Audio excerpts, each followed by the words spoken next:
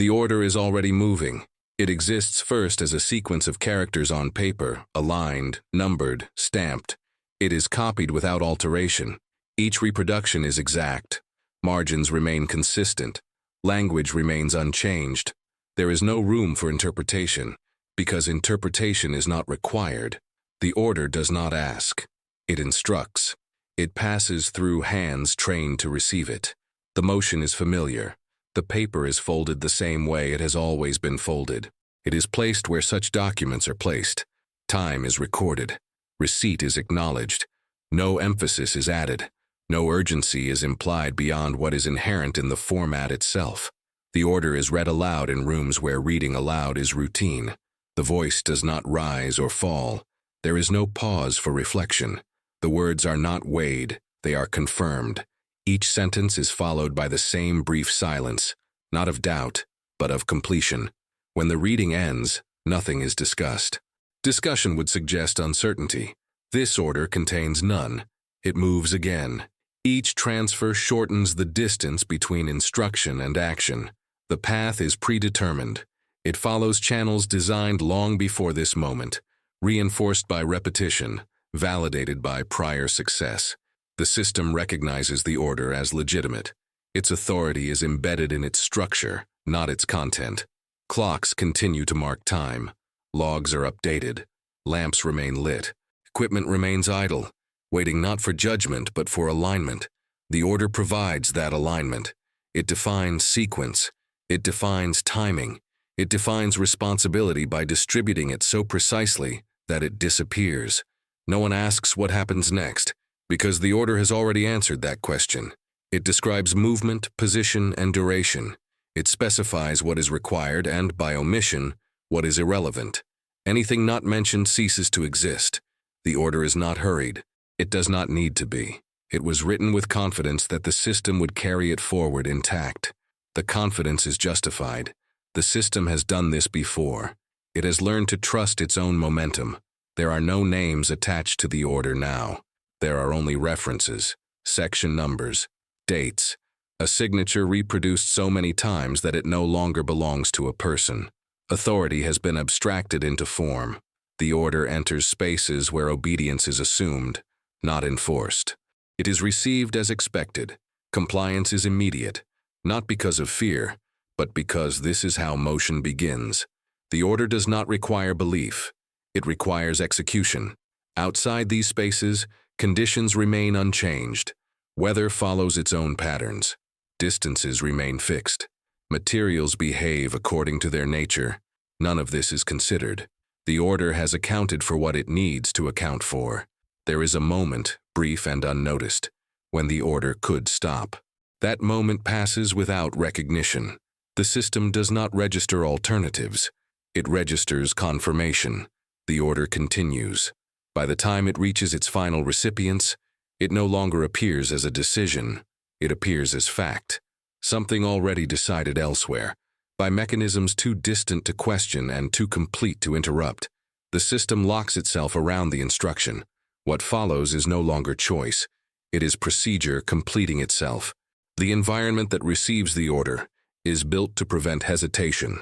It is a space defined by lines and levels, by proximity to information rather than proximity to consequence. Desks face inward. Walls carry diagrams that reduce complexity into geometry.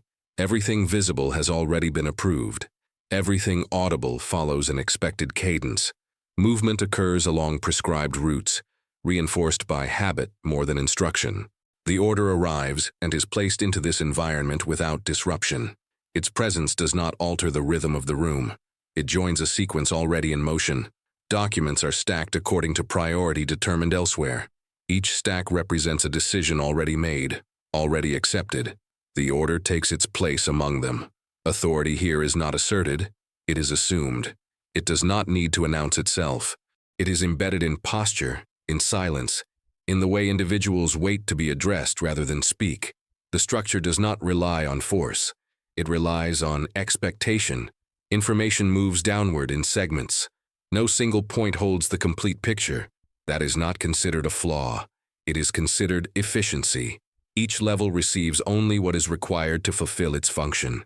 Context is unnecessary. Context introduces variability. The order is separated into components. Timelines are extracted. Distances are reduced to numbers. Requirements are converted into checklists. Each conversion removes ambiguity, while also removing awareness. What remains is clarity without perspective. Those positioned closest to execution receive the most specific instructions and the least explanation. This is intentional. Specificity prevents deviation. Explanation invites interpretation. The hierarchy ensures that responsibility disperses as the order descends. Each level confirms receipt and passes it along, unchanged. Confirmation is recorded. The act of recording replaces the need for evaluation.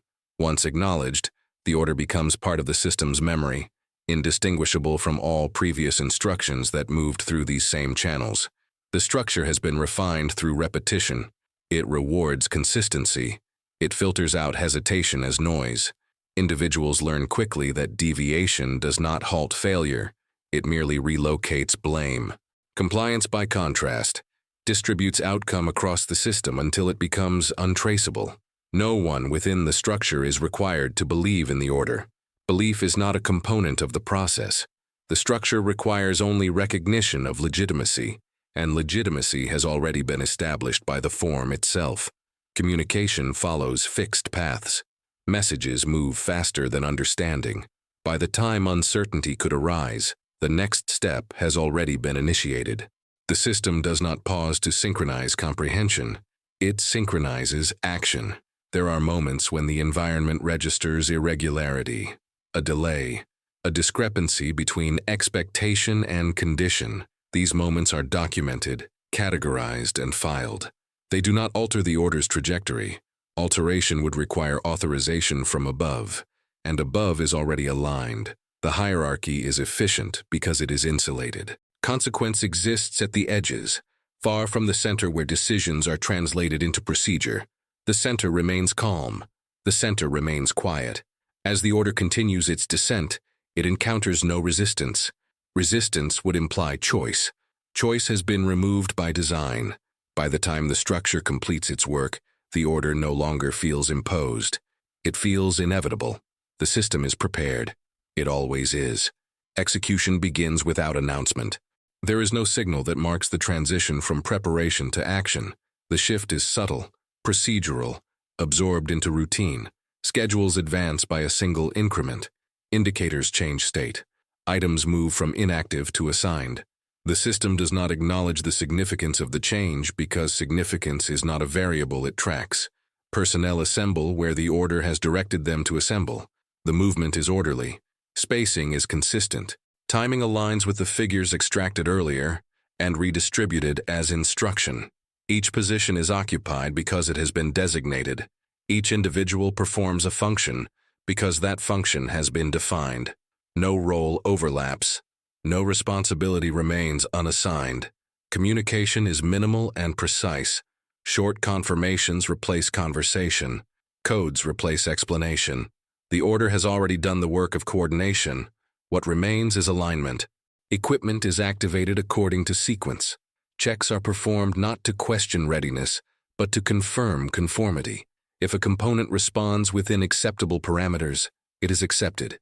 If it does not, it is replaced or bypassed according to existing protocol. The order does not adapt to the component. The component adapts or is removed. Time governs the process, not urgency, but adherence. Each action is bound to a predetermined moment. Early execution would disrupt synchronization. Delay would require justification. Both are avoided. The system advances at the speed it has assigned itself. There is no discussion of alternatives because alternatives do not exist within the frame provided. The order does not describe possibilities. It describes steps. Each step completed validates the next. Progress becomes its own confirmation. Those carrying out the instruction are aware only of their immediate requirements. Their awareness does not extend beyond the boundaries of their task. This limitation is not resented. It is expected. To know more would be unnecessary. To know less would be inefficient. Movement occurs simultaneously across separate points, coordinated by shared timing rather than shared understanding. Each element assumes the others are performing as instructed. That assumption is correct. The system has ensured it. Adjustments are not made unless specified. Observation is passive. Recording continues. Deviations, when noticed, are noted without comment. The order does not authorize response to deviation unless it crosses a predefined threshold. That threshold remains unmet. The environment responds according to conditions not fully accounted for, but response is not interpreted as warning. It is interpreted as data. Data is collected. It does not interrupt.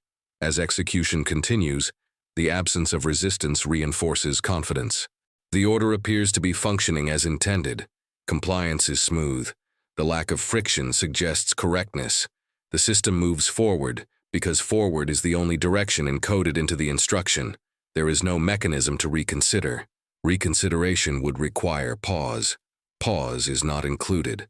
By the time the final steps begin, the order has fully replaced discretion. Action is no longer directed by individuals, but by sequence. The system is carrying itself. Everything is proceeding according to plan. The plan does not know what it is approaching. The first indications do not register as failure. They appear as minor irregularities, deviations within acceptable margins, a delay measured in moments rather than minutes, a signal weaker than anticipated but still present, a response that arrives out of sequence but remains within tolerance. Each is logged. None trigger alteration. The order contains no provision for reconsideration at this stage. Execution continues. The system encounters conditions that were simplified during translation. Variables that resisted reduction begin to assert themselves. Distances behave differently when traversed. Timing compresses where it was expected to expand. Elements assumed to be static reveal movement. None of this contradicts the order. It simply exists outside its scope. Reports move upward, but only in form. They describe status, not implication. Each report confirms completion of assigned tasks. Each confirmation reinforces the assumption that the process remains intact. The structure interprets compliance as success.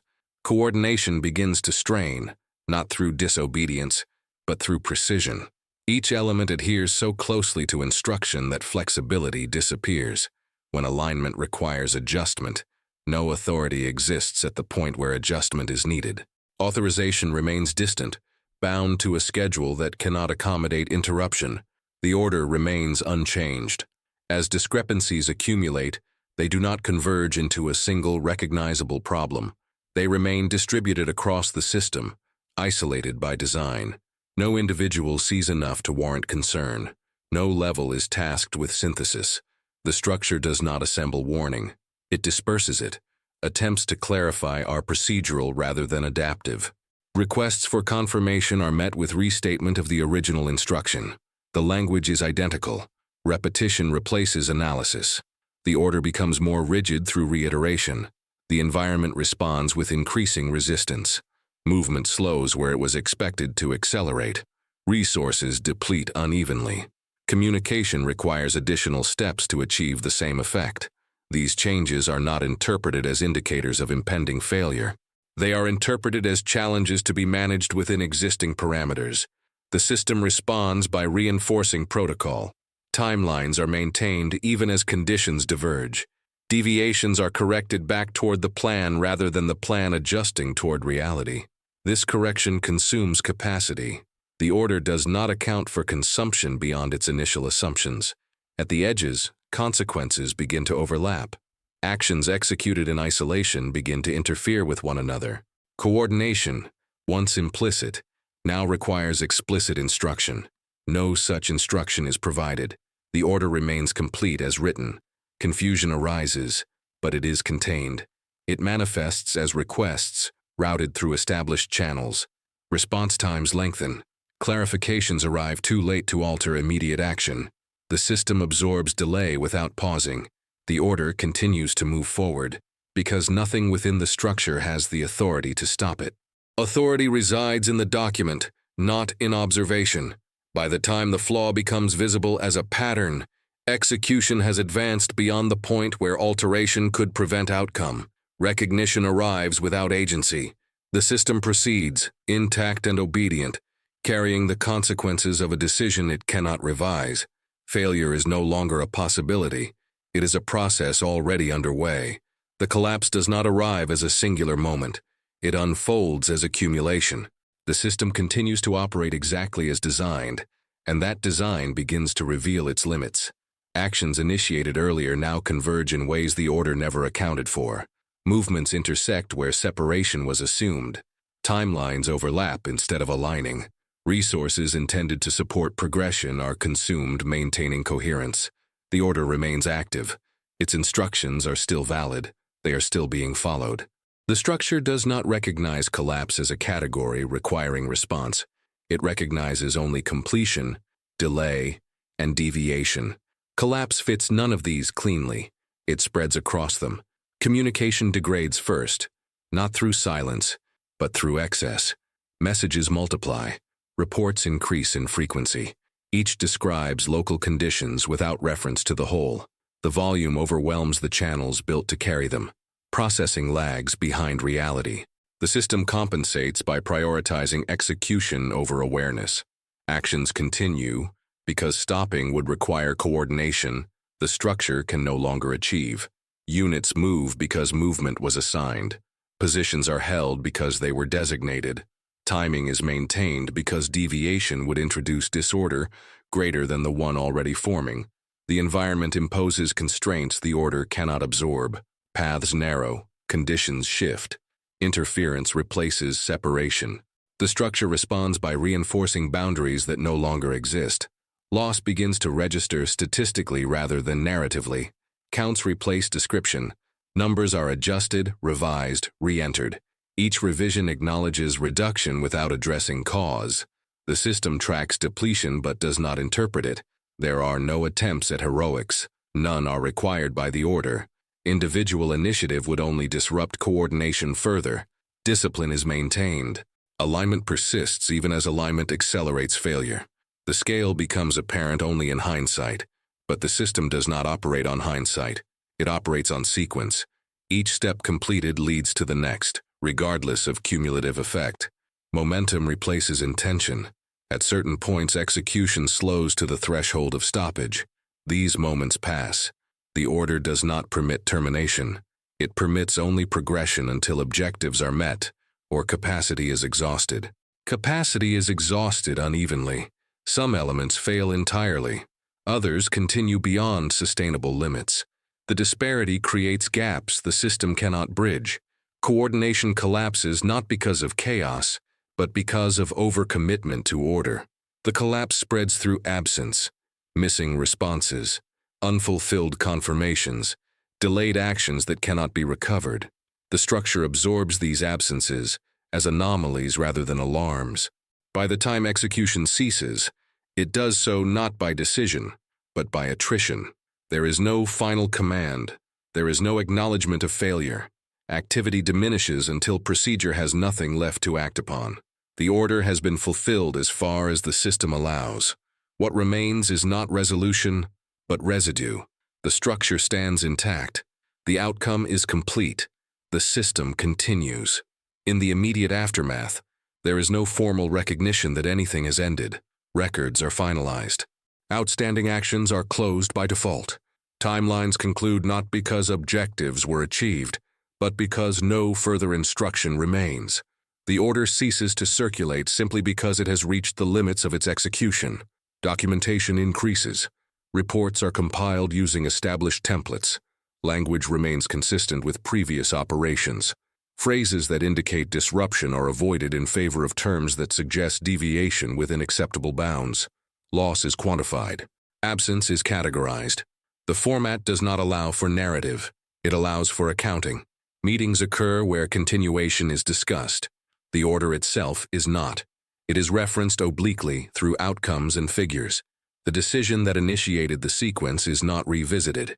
To revisit it would require identifying a point of intervention. No such point exists within the recorded process. Responsibility disperses further as analysis progresses. Each level explains its actions by referencing compliance. Each explanation is accurate. Each confirms that the order was followed as issued. The structure accepts these confirmations without contradiction. The environment stabilizes around the absence left behind. Adjustments are made to accommodate reduced capacity. These adjustments are procedural, not reflective. New baselines are established. The system adapts without acknowledgement of why adaptation was necessary. The order is archived. It becomes one entry among many. Its identifier is stored. Its documentation is complete. Access is restricted by classification rather than relevance. Over time, it is referenced less frequently, not because it is hidden, but because it no longer affects current operations. Training continues. Lessons are framed in general terms. Emphasis is placed on adherence to protocol, on clarity of communication, on efficiency of execution. The structure reinforces the behaviors that enabled the order to move so smoothly. The flaw is not isolated because it was never singular. It was distributed. Those who remain within the system adjust to the new normal. Routines resume. Schedules are recalibrated. The absence of what was lost becomes part of the environment, unremarkable through repetition. The structure preserves itself. Another order begins to circulate, similar in form, different in content. It enters the same channels. It is received with the same confidence. The system recognizes it as legitimate. It prepares to move. There is no institutional memory of hesitation, because hesitation was never recorded. There is only confirmation that procedures were followed. The system does not reflect, it does not need to. It only needs to function, and it does.